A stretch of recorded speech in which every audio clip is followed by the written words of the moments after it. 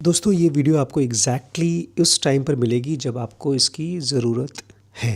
अभी आप देखेंगे कुछ मिनट में। आज से तकरीबन 20 साल पहले मैं ऐसे ही बहुत ही डेस्परेट पोजीशन में था।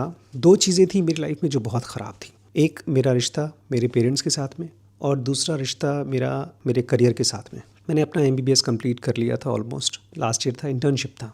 लेकिन कुछ क्लियर नहीं था कि मैं उसको परस्यू कर पाऊँगा या नहीं कर पाऊँगा। मुझे लगता था मैं बिजनेसमैन बनना चाहता हूँ और आए दिन मेरी लड़ाई होती थी मेरे पेरेंट्स से। बाद में ये लड़ाई मेरी वाइफ के साथ भी होना शुरू हो गया और ये दोनों चीज़ें मैं चाहता था कि मेरी लाइफ की बदल जाएं। मैं एक बहुत सक्सेसफुल बिजनेसमैन बनना चाहता था और एक बहुत अच्छा हस्बैंड लवर या जो भी कह दीजिए बनना चाहता था। और एक पॉइंट पर तो मैं इतना डेस्परेट हो गया था कि मैंने लिटरली भगवान के सामने मतलब आसमान में अपना हाथ पैर सब कुछ मतलब ऊपर देख करके कहा कि अगर हो दुनिया में तो प्लीज़ मुझे गाइड करो। और उसी दिन मेरी लाइफ में एक मिरेकल हुआ था। एक किताब आई थी, इसलिए मैं अपने आप को ज़ेनोगी बोलता हूँ बिकॉज उस किताब का नाम था ज़ेनोगा। और उससे केवल मेरी लाइफ नहीं बदली, इंटरनेट पे मेरे ख्याल से लाखों लोगों की ज़िंदगी बदली होगी, लाखों लोगों की। वैसे वो स्पिरिचुअल बुक है, बट अब जो मैं आपके सामने लेकर आया हूँ ना, वो केवल स्पिरिचुअल नहीं है। वो ऐसी चीज़ों के बारे में है जो आप अपनी लाइफ में बदलना चाहते हैं, इररिस्पेक्टिव कि आप ध्यान मेडिटेशन वगैरह जानते हैं या नहीं जानते हैं, करते हैं या नहीं करते। आमतौर पे माना जाता है कि अगर आपको कुछ अपनी लाइफ में अच्छा करना है, बड़ा करना है, तो आपको स्पिरिचुअल बनना चाहिए। आपको तभी भगवान की कृपा मिलेगी। भगवान का हेल्प, ग्रेस हर उस इंसान को मिलता है जो पैदा हुआ है। खाली अपने ब्रेन को आपको अलाइन करना होगा देखने के लिए जो लाइफ आपको देना चाहती है, जो भगवान आपको देना चाहते हैं। वीडियो शुरू करने से पहले मैं 2 लोगों के बारे में बताना चाहता हूँ। मेरी मुलाकात अभी पिछले कुछ दिनों में हुई है। एक भाई साहब हैं जो बहुत सक्सेसफुल बिजनेसमैन हैं। मतलब मैंने अपनी लाइफ में उनके जैसे शायद 10 लोगों से मिला हूँगा, बहुत ही मुश्किल से। बहुत ही सक्सेसफुल हैं। करीब 1 एकड़ में उनका मकान बना हुआ है, स्विमिंग पूल है, उनकी बेटी की शादी हो गई है, बेटा इस समय US में है, लेकिन उनका और उनकी वाइफ का रिश्ता ख़राब है। का सालाना जो रेवेन्यू है वो तकरीबन 100 करोड़ से ऊपर है। 2 कंपनीज बना के बेच चुके हैं, बट उनकी वाइफ के साथ उनका रिलेशनशिप बहुत ख़राब है। और अब वो स्ट्रगल कर रहे हैं क्योंकि वो चाहते हैं उनका बेटा और उनकी बेटी दोनों उनके बिज़नेस को आगे ले चलें, लेकिन वो सिखा नहीं पा रहे हैं उनको, क्योंकि उनका रिश्ता उनके बच्चों के साथ भी गड़बड़ है। ये मैं इसलिए बता रहा हूँ बिकॉज वो स्ट्रगल कर रहे हैं अपने बिहेवियर के साथ में। वो एक अच्छे बिजनेसमैन तो हैं, लेकिन एक पॉइंट के बाद स्टक हो गए हैं। इसको बोलते हैं प्रॉब्लम ऑफ स्केलिंग। मैं उसके ऊपर बात करूँगा। और दूसरा, उनका रिलेशनशिप उनके बच्चों के साथ में बहुत बहुत ख़राब है। तो एक तो ये हो गए, तो ये अपने आप को चेंज करना चाहते हैं कि मैं कैसे अच्छा फादर बनूं। और दूसरा, एक भाई साहब से मुलाकात हुई जो अपने 50s में हैं। उनकी एक बेटी है, उनको छोड़ के जा चुकी है। उनकी वाइफ उनसे बहुत नाराज़ रहती है बिकॉज उनकी बेटी छोड़ के जा चुकी है, तो पति की गलती है उनकी वाइफ के हिसाब से। और वो काफ़ी सक्सेसफुल हैं, मतलब इतना कमा चुके हैं कि आराम से अपनी पूरी ज़िंदगी जी सकते हैं। लेकिन 2 इश्यूज़ हैं उनके साथ में। एक तो गुटखा बहुत खाते हैं, तो उनकी वाइफ को बिल्कुल पसंद नहीं है। और दूसरा, वो बहुत मुँहफट हैं, जो उनको सही लगता है वो बोल देते हैं। और इस चक्कर में उनकी और उनकी वाइफ की रोज़ लड़ाई होती है, ऑलमोस्ट डेली। मैंने 2 एग्जाम्पल इसलिए बोले बिकॉज ये उनको रिप्रेजेंट करते हैं जो आम जनता है। ऑलमोस्ट हर घर में ये इशू है। हर वो आदमी जो शादी कर चुका है वो एक अच्छा हस्बैंड बनना चाहता है, एक लविंग पार्टनर बनना चाहता है, लेकिन उसको समझ में नहीं आता क्यों ऐसी बातें बोल देता है जो नहीं बोलना चाहता। वो अपने आप को बदलना चाहता है। और दूसरी तरफ इवन फाइनेंशियली वो खुद को चेंज करना चाहता है, लेकिन उसको समझ में नहीं आता क्यों चेंज नहीं हो पा रहा है। जैसे ऐसे पहले की वीडियो में मैंने आपको बताया, इसको हम लोग अपने एक कोर्स है जिसका नाम है ज़ेनोगी MI, जो 1 साल का प्रोग्राम है, उसमें एम्बिवेलेंस कहते हैं। मतलब आपका वो स्टेट जो बदलना भी चाहता है लेकिन नहीं भी बदलना चाहता, एक साथ दोनों चीज़ें चाहता है। मैं आपको बता रहा हूँ, आपको अगर शराब की आदत है, गुटखे की आदत है, सिगरेट की आदत है, किसी भी तरह की कोई ख़राब आदत है, तो आप उसको निकालना चाहते हैं, बदलना चाहते हैं, लेकिन साथ ही साथ आपका एक बहुत बड़ा हिस्सा वो करना भी चाहता है, तभी उसकी आदत पड़ी हुई है। और ठीक यही चीज़ उन पॉजिटिव हैबिट्स के साथ भी है जो आप लाना चाहते हैं। आप एक्सरसाइज करना चाहते हैं, आप एक अच्छे बिजनेसमैन बनना चाहते हैं, आपकी लाइफ में एक रूटीन चाहते हैं, आप पढ़ना चाहते हैं, तो आपका एक पार्ट तो चाहता है वो सब चीज़, लेकिन एक बहुत बड़ा हिस्सा नहीं चाहता, इसलिए वो चीज़ें टल जाती हैं। तो ऐसा होता क्यों है, थोड़ा समझिए। देखिए, जब हम किसी को कुछ समझाने की कोशिश करते हैं, आप हस्बैंड हैं, अपनी वाइफ से बात कर रहे हैं, उसने कोई छोटी मोटी गलती कर दी है, शायद बड़ी गलती कर दी, तो आप उसको समझा रहे हैं। आप एक मालिक हैं, अपने एम्प्लॉयज़ को समझा रहे हैं। आप एक पिता हैं, अपने बच्चों को समझा रहे हैं। तो जब आप समझा रहे हैं, उस प्रोसेस में आपके दिमाग में क्या बिलीफ है, आप क्या सोचते हैं। मैं चाहता हूँ थोड़ा सा आप इस वीडियो को पॉज करके 2 सेकंड 4 सेकंड सोचें कि आपका बेटा आपकी बात नहीं मान रहा है और आप उसको समझाने जा रहे हैं, तो आप क्या अज्यूम करते हैं, आपके अंदर में क्या बिलीफ है। क्योंकि जो कुछ भी मैं आपको बताने वाला हूँ ना, उसको हम लोग ज़ेनोकी एमआई में बोलते हैं डायनेमिक्स ऑफ चेंज कन्वर्सेशन। क्या बोलते हैं? Dynamics of change conversation. कि जब भी आप किसी से कुछ बात कर रहे हैं, चाहे दूसरों से चाहे खुद से, हम खुद से भी बात करते हैं बाय द वे, खाली बैठे हैं आप सोच रहे हैं तो सेल्फ टॉक है। उस बातचीत से भी या तो आप बदलेंगे या तो नहीं बदलेंगे। और सेम चीज़ अप्लाई करती है जब आप किसी और से बात करते हैं, तो आपकी बातचीत से या तो वो आदमी बदलेगा या नहीं बदलेगा। तो जब हम किसी को कोई चीज़ समझाते हैं तो उसको एक साइंटिफिक टर्म दिया गया है ज़ेनोकी एमआई में, उसको बोलते हैं राइटिंग रिफ्लेक्स। रिफ्लेक्स का मतलब होता है जो चीज़ ऑटोमेटिकली होती है, जैसे आँख की पलकें झपकती रहती हैं, रिफ्लेक्स है। खांसी, उल्टी, गुदगुदी, ये सब रिफ्लेक्स है। यहाँ तक कि जब एक इंसान ऑलमोस्ट मर चुका होता है तो हम लोग डॉक्टर्स उसकी आंखों में टॉर्च चला के देखते हैं प्यूपिलरी रिफ्लेक्स देखने के लिए, तो वो ऑटोमेटिक एक्टिविटी होती है। तकरीबन ऑटोमेटिक एक्टिविटी हमारे माइंड की भी होती है, हमारे थॉट्स की भी होती है और हमारे बिहेवियर की होती है जब हम किसी को समझाते हैं। इसलिए उसको बोलते हैं राइटिंग रिफ्लेक्स, कि हम सामने वाले को राइट कर रहे हैं, सीधा कर रहे हैं, सही कर रहे हैं। अब इस प्रोसेस में हम क्या मानते हैं कि हमें उस आदमी को कन्विंस करना है, परसुएड करना है। जैसे कोई सेल्समैन किसी को कन्विंस करता है सामान खरीदने के लिए, ऐसे ही हमें सामने वाले को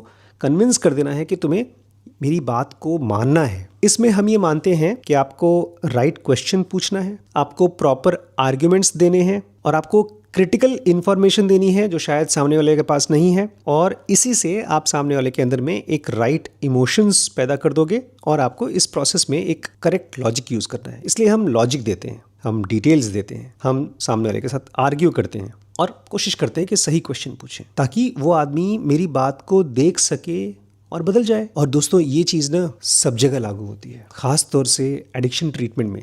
अगर कोई आदमी शराब पी रहा है, उसका एडिक्शन आप हटाना चाहते हैं, तो आपको ये लगता है कि उसको हम ठीक से समझा दें, लॉजिक दे दें, आर्गुमेंट दे दें, ताकि वो ख़राब फील करे शराब पीने के बारे में। और ठीक कहीं पर भी कोई भी एडिक्शन है तो हम यही तरीका अपनाते हैं। तो उसमें आप हो गए हेल्पर, जो आप सामने वाले को हेल्प कर रहे हैं। फिर आप उसको रियलिटी के साथ कन्फ्रंट कराते हैं, भाई देख ये रियलिटी तुझे पता नहीं। आप सॉल्यूशंस प्रोवाइड करते हैं और सामने वाला जब नहीं मानता है, मतलब वो रेजिस्टेंस दिखाता है, तो आप क्या करते हैं? आप अपना प्रेशर बढ़ाते हैं, अरे तुम्हें समझ में नहीं आता है क्या करना चाहिए। लेकिन कभी देखा है सामने वाला उसके लिए रिस्पॉन्ड कैसे करता है? जब मैंने पहली बार इस चीज़ को देखा था अपनी लाइफ में कि मैं जब किसी को समझा रहा हूँ, तो चूंकि तब तक मैंने ज़ेनोका फॉलो करना शुरू कर दिया था, मेरी आँखें कान बहुत ज़्यादा हाइपर एक्टिव हो गई थी, देखना शुरू कर दी थी। मैं देख पाता था कि सामने वाला रिस्पॉन्ड नहीं कर रहा है। जब हम किसी को कुछ समझा रहे हैं तो सामने वाला रिस्पॉन्ड कैसे कर रहा है? बहुत प्रेडिक्टेबल तरीके से रिस्पॉन्ड करता है। हमें लगता है कि सामने वाला एकदम इमेच्योर, डिफेंसिव और इन डिनाइल मोड में है। ये तीन चीज़ें सच हैं उस आदमी के लिए जिसको हम समझा रहे हैं और वो हमारी बात नहीं समझ पा रहा है। हमें लगता है आदमी मैच्योर है, समझदार है ही नहीं, बेवकूफ़ है। दूसरा, डिफेंसिव हो जाता है, हम समझा रहे हैं तो वो हमको समझाना शुरू कर देता है कि क्यों वो ये काम नहीं करेगा। और तीसरा, हमको लगता है कि ये आदमी डिनाइल मोड में है, ये मानने को तैयार ही नहीं कि इसकी लाइफ में कोई प्रॉब्लम है। और ये सब जगह लागू होता है, पता है। आप अगर बिजनेस को ग्रो करना चाहते हैं, आप अपने एम्प्लॉयज़ से बात करना चाहते हैं, आप किसी इन्वेस्टर के पास गए हैं फंडिंग लेने के लिए, उसको बात करना चाहते हैं, सब जगह अप्लाई करता है कि आपको लगता है आप उसको समझा दें, कन्विंस कर दें, लेकिन वो कैसे बिहेव करता है, कैसे आपको रिस्पॉन्ड करता है? रेजिस्टेंस के साथ, डिनाइल के साथ, इमेच्योरिटी के साथ। देखिए आमतौर पे ना एक एक्सपेरिमेंट होता है, इसको बोलते हैं हेल्पर मोड एक्सपेरिमेंट। इसमें आपको क्या करना है? आपको ये मानना है कि आप वो इंसान है जो उसको कोई समझाएगा, सामने वाला आएगा और आपको समझाएगा। तो आप कैसा फील करेंगे, थोड़ा सा इसके बारे में सोचिए। मुझे याद है आज से तकरीबन वही 20 साल पहले मुझे शादी नहीं करनी थी। मेरे पिताजी मेरे पीछे पड़े थे कि तुम्हें शादी करनी है। मुझे नहीं करनी थी शादी। एक के बाद एक लॉजिक दे रहे हैं, समझा रहे हैं। और फिर एक दिन ऐसा हुआ कि एक ड्राइंग रूम था हमारा बड़ा सा, उसमें कई लोग बैठे हुए थे। पापा बैठे हुए थे, एक अंकल थे, यादव अंकल, वो बैठे हुए थे, उनका बेटा बैठा हुआ था, मुझसे बड़ा था 4-5 साल, मम्मी थी, आंटी थी, सब लोग मुझे समझा रहे हैं।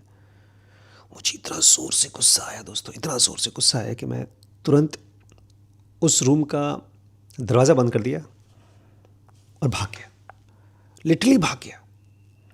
उस समय मेरे दिमाग को ये भी समझ में नहीं आ रहा था कि कुछ देर बाद वो लोग दरवाज़ा खोल लेंगे और वो मेरे पीछे जाएंगे। जब कोई आपको समझाता है, चाहे कितनी भी सही बात बताए, गुस्सा आती है दोस्तों। हमको मन करता है कि तुम मेरी बात सुनो। हम जस्टिफाई करते हैं अपनी चीज़ें।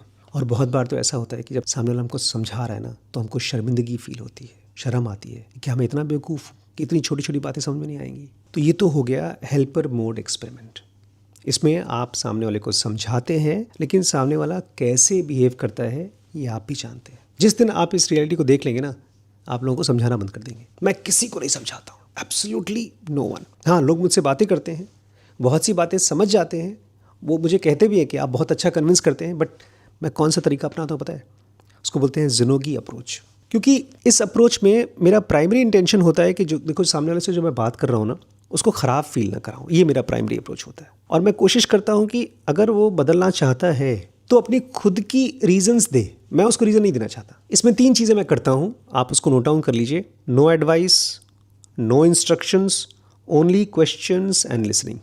कि मैं सामने वाले को कोई एडवाइस नहीं दूंगा, बहुत मुश्किल है दोस्तों, क्योंकि जब आपके दिमाग में चल रही है बात कि तुझे मैं बता दूं तो क्या गलत कर रहा है, तो बिना बोले रुक नहीं पाते। नो इंस्ट्रक्शंस, हम स्टेप बाय स्टेप बताते हैं कि तुम्हें क्या और कैसे करना चाहिए, मैं वो नहीं करता हूँ। खाली सवाल पूछता हूँ और सामने वाले को सुनता हूँ। ऐसे कुछ कॉमन क्वेश्चंस हैं, आप उसको चाहें तो लिख सकते हैं। आप सामने किसी को हेल्प कर रहे हैं, अपने एम्प्लॉयज़ को, अपनी वाइफ को, अपने बच्चे को, किसी भी इंसान को जिसको आप हेल्प करना चाहते हैं चेंज होने के लिए, खुद को भी। 5 क्वेश्चंस हैं। Why would you want to make this change? जो ये चेंज चाहते हो वो क्यों चाहते हो? ये सवाल मैंने अपने आप से पूछना शुरू किया, क्योंकि मैं अब धीमे धीमे अपने यूट्यूब को और अपने बिज़नेस को शिफ्ट कर रहा हूँ। अभी तक हम लोगों का जो बिज़नेस था वो फैमिली मोड में था। मुश्किल से 10 लोगों की टीम थी हमारी। अब हम फैमिली से ट्राइब स्टेज पे जा रहे हैं, जहाँ पर मैक्सिमम 100 लोग हमारे साथ काम करेंगे। उसके बाद फिर हम 100 से 1000 के लेवल पे जाएंगे, उसको हम बोलते हैं विलेज स्टेज। फिर 1000 से 10,000 के स्टेज पर जाएंगे, उसको बोलते हैं सिटी स्टेज। और फाइनली हम नेशन स्टेज पे जाएंगे, जहाँ 10,000 एम्प्लॉय से ज़्यादा होते हैं। इसको बोलते हैं स्टेप्स ऑफ स्केलिंग। लेकिन उस प्रोसेस में पहले मुझे खुद को बदलना होगा, क्योंकि एक लीडर जो 10 लोगों का ग्रुप संभाल पाता है, वही आदमी 100 लोगों का ग्रुप नहीं संभाल सकता। उसके लिए उसके अंदर में अलग मेंटालिटी होनी चाहिए। तो मैं अपने आप से पूछता हूँ कि जो बड़े बड़े चेंजेस मुझे करने हैं, क्यों करने हैं? Why would you want to make this change? सबसे पहला क्वेश्चन। दूसरा question, how might you go about it? कि ये जो चेंजेस आप करना चाहते हो डॉक्टर आशीष शुक्ला, मैं खुद से बोलता हूँ, वो कैसे लाओगे? What are the 3 best reasons for you to do it?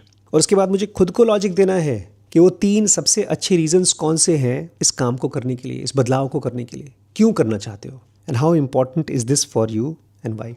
और लास्ट में, ये जो चेंज आप चाहते हो डॉक्टर साहब, ये आपके लिए कितना इंपॉर्टेंट है? एक स्केल 10 में से कितना इंपॉर्टेंट है और क्यों? इसका खैर ये तो मैं खुद से बात करता हूँ। मैं यही अप्रोच यूज़ करता हूँ जब मैं किसी और से बात करता हूँ। कोई आदमी मेरे पास आया, बोलता है मेरी वाइफ के साथ मेरा रिश्ता अच्छा नहीं चल रहा है, तो मैं उसको पूछता हूँ आप क्या चेंज चाहते हो अपने बिहेवियर में या उसके बिहेवियर में? तो वो बताता है। क्यों चाहते हो? जो भी उसके दिमाग में आता है वो बोलता है। कैसे लाओगे? मैं नहीं बताता, वही बोलता है। और जो चेंज चाहते हो तुम्हारे लिए कितना इंपॉर्टेंट है? इस पूरे प्रोसेस में खाली सवाल पूछता हूँ, बोलता वो है, सुनता मैं हूँ। लेकिन मेरा फ़ायदा पता है क्या होता है? सामने वाले को मेरी बातें बुरी नहीं लगती हैं। मुझे 4 चीज़ें चाहिए होती हैं जब मैं किसी से बात करता हूँ। एंगेज्ड, कि वो आदमी मेरे साथ एंगेज्ड हो, वो मेरे साथ कोऑपरेट करे और वो मेरे साथ बात करने को तैयार हो। क्योंकि सामने वाला अगर मुझसे बात ही नहीं करना चाहता तो मैं उसको हेल्प कैसे कर पाऊंगा बदलने को? दूसरा, मैं चाहता हूँ सामने वाला एम्पावर्ड हो, मतलब उसके अंदर में होप हो कि मैं बदल सकता हूँ, और वो अपने अंदर में ये भी फील करे कि यस, मैं इस काबिल हूँ कि मैं चेंज हो सकता हूँ। एबिलिटी टू चेंज बोलते हैं। पहला, मैं चाहता हूँ आदमी एंगेज्ड हो। दूसरा, मैं चाहता हूँ आदमी एम्पावर्ड हो। तीसरा, मैं चाहता हूँ आदमी ओपन हो। मेरे साथ बात करते समय उसको डर न लगे, उसको सेफ्टी की फीलिंग आए, वो कंफर्टेबल हो, और उसको ये भी लगे कि यह आदमी मुझे जज नहीं करता, एक्सेप्ट करता है, जो कुछ भी मैं कह रहा हूँ उसको ख़राब नहीं लग रहा है। और फाइनली, मैं चाहता हूँ कि सामने वाले को ये समझ में आए कि ही इज़ बीइंग अंडरस्टूड, उसको समझा जा रहा है। देखिए, दोनों ही केसेस में बातें वही होती हैं, बदलाव की, चेंज की। लेकिन पहले वाले में इंस्ट्रक्शंस दिए जाते हैं, उसको राइटिंग रिफ्लेक्स कहते हैं, और उसमें सामने वाला आपसे छटक के दूर हो जाएगा। आपका उसका रिश्ता जो अब 20 साल पुराना है वो और ख़राब हो जाएगा। और मैं आए दिन देखता हूँ हस्बैंड वाइफ, बच्चे माँ बाप के बीच में, एम्प्लॉय एम्प्लॉयर के बीच में रोज़ होते हुए देखता हूँ। लेकिन वहीं पर अगर आप इंस्ट्रक्शन मोड के बजाय, राइटिंग रिफ्लेक्स करने के बजाय, आप इस डायनेमिक्स ऑफ चेंज को समझोगे कि चेंज कैसे आता है, तब देखोगे अचानक से आपके ब्रेन में जो एक बंजर ज़मीन थी उसमें छोटे छोटे पौधे अंकुरित होने लगे हैं चेंज के। दोस्तों, 2026 चल रहा है, चैट जीपीटी का ज़माना है, एआई का ज़माना है। जो सवाल पूछेंगे उसका सेकंड्स में आंसर आ जाएगा, दिमाग के अंदर घुसने की भी ज़रूरत नहीं है। लेकिन यही सबसे बुरी खबर है कि अब आपके दिमाग को सोचने की भी ज़रूरत नहीं है प्रॉब्लम्स के सोल्यूशन, वो चैट जीपीटी के पास है, एआई के पास है। दोस्तों, जब तक ना दिल में जो खून है वो बीट नहीं करेगा, हार्ट बीट नहीं करेगा, बॉडी जिंदा नहीं रहेगी। जब तक न्यूरॉन्स में बिजली नहीं दौड़ेगी थॉट्स की, तब तक आपके अंदर में बदलाव नहीं आएगा। आप बात कर लें, एआई से बात कर लें, दूसरों से बात कर लें, लेकिन चेंज आता है जब आप चाहते हैं। चाहे वो किसी एडिक्शन को ख़त्म करना चाहते हो, आप कोई नई हैबिट बनाना चाहते हैं, आप एक बहुत सक्सेसफुल लीडर बनना चाहते हैं, बहुत बड़े बिजनेसमैन बनना चाहते हैं, आप बहुत बड़े ज्ञानी और ध्यानी बनना चाहते हैं, वो चेंज तभी आता है जब आपका ब्रेन उस चीज़ को चाहे, उस चीज़ के लिए खुश हो। अपने आप को टॉर्चर करना, डांटना बंद करिए। मैंने पिछले 20 सालों में कभी भी खुद को किसी बात के लिए नहीं डांटा है, किसी काम के लिए डांटा नहीं। मैंने खाली खुद को बहुत पैम्पर किया है और उसी चक्कर में मेरा ब्रेन मुझे पसंद करता है, मुझे हेल्प करता है सोचने में। अभी आज मेरे से किसी की बात हो रही थी, उसने बहुत प्यारी बात कही मेरे लिए, इतनी अच्छी तारीफ़ की। मुझसे बोलते हैं, सर आपसे बात करके ना सब ठीक हो जाता है। फिर उन्होंने एक बहुत हाई फाई बात कही, मतलब मैं उसको नहीं मानता हूँ। बोलते हैं आप मेरे कृष्ण हैं, मैं आपका अर्जुन हूँ। मैंने कहा ऐसा कुछ नहीं है, मैं केवल आपको सुनता हूँ, सवाल पूछता हूँ और सुनता हूँ, और उसको भी एक साइंटिफिक तरीके से। उसको बोलते हैं ज़िनोगी एमआई। ये चेंज का एक साइंटिफिक तरीका है, कन्वर्सेशन, चेंज थ्रू कन्वर्सेशन।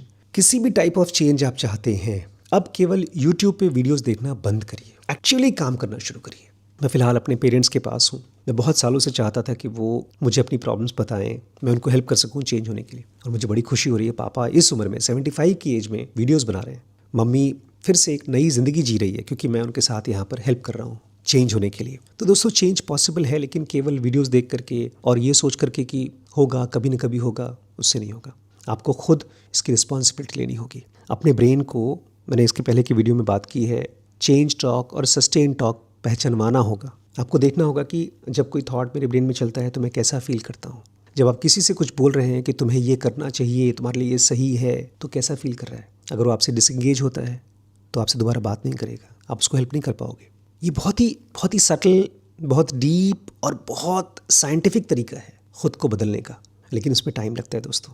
मुझे कम से कम साल भर चाहिए आपके साथ। ये नंबर है, इस पर आप मेरे साथ कनेक्ट करके, एक बहुत डेडिकेटेड प्रोग्राम है जिसमें मैं आपको पर्सनली गाइड करता हूँ, फ़ोन के ज़रिए, व्हाट्सएप के ज़रिए और वीडियोस के ज़रिए। ग्रुप ऑफ ज़िनोगीज़ बोलता हूँ मैं इसके ज़रिए आपको ट्रेन करके एक रेवोल्यूशन लाना चाहता हूँ दुनिया में, बिकॉज मैं देख रहा हूँ इसकी बहुत ज़रूरत है। जैसे मार्केट की भाषा में बोलते हैं, इसकी डिमांड है, क्योंकि हर इंसान स्ट्रगल कर रहा है, वीडियोस देखता है, बस बैठ के सोचता है कि कैसे होगा पता नहीं, बस स्क्रोलिंग चलती रहती है। स्क्रोल करना बंद करिए, अपने ब्रेन के ऊपर काम करना शुरू करिए, अपने आप को बदलने के लिए काम करना शुरू करिए। अगर आप जेन्युइनली चेंज होना चाहते हैं तो मैं आपके साथ हूँ। ये नंबर है, इस पर कॉन्टैक्ट कर लीजिएगा।